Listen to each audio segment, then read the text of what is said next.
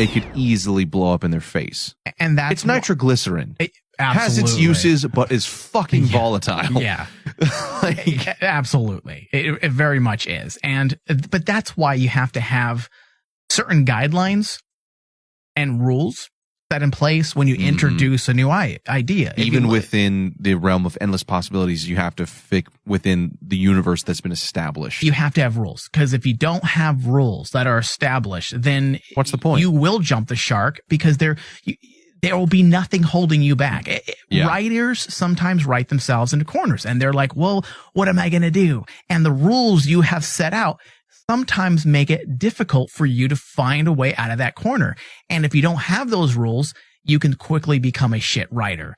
And the guidelines that they set up from the very get-go, by way of Billy, the death, warning about the house of cards, using that as that analogy, that helped establish rules that would thereby help the writers not enter into that dangerous area of potentially jumping the shark. Without rules, you can jump that shark all day long. Well, and again, I think this is something that we've talked about a great deal. You can do whatever you want within the confines of the rules that have been established within your universe. We talked about this. This came up with the Scooby Natural episode, I believe, where ghosts never had the ability to suck people into a television set before. It's not that they couldn't have somebody jump into a Scooby-Doo reality. It was that ghosts shouldn't have that kind of potential, that kind of power. That's something that an archangel had. That's something that had been established by Gabriel. So if you stick within the realm of those rules, you can do whatever you want. But it's when you just say, fuck it, we'll do whatever we want, that it falls apart. Sometimes you just gotta fuck it, Thomas. Sometimes you just gotta fuck it, but at the same time, you don't want to just fuck it, rampantly and not think about what you're fucking. You gotta fuck it with love. even if it's aggressive. Fuck it with love. Yeah, fuck it with kindness. Fuck it. Can we get a shirt of that? Yes. Fuck it with kindness.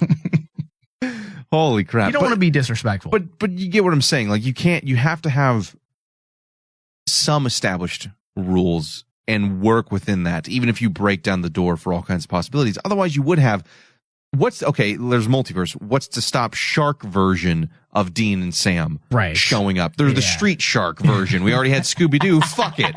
Who remembers that? Yeah. And every good writer, when you're writing a TV show, or you're writing a movie that happens to delve into the world of the supernatural, or things that are not necessarily grounded in reality, you have to establish rules. That's usually within the first few steps of writing.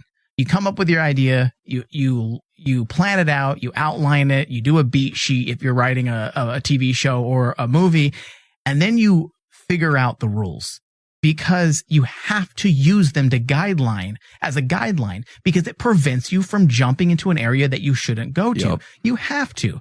Just like when you enter into the world of Superman. What do you know about Superman? He flies. What else do you know about him? Kryptonite is his worst enemy. Okay, those are the rules that govern Superman. And if you ever were to change it for no reason whatsoever, it's not Superman, and you would be jumping the shark. And that's essentially what you have to do with these high concept ideas, like with Dab and what he did with the idea of the alternate realities. And that is not just some easy thing that you can do. And also there's consequences from jumping from world to world.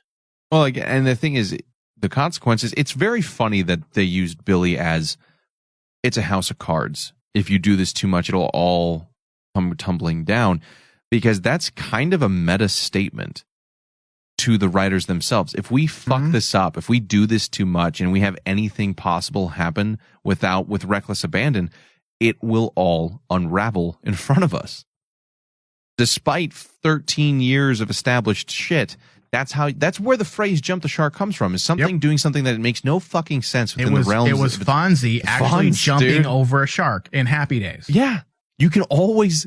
That's a rule, a lesson to live by. You can always fuck it. Yeah, you can always fuck it up. Yeah.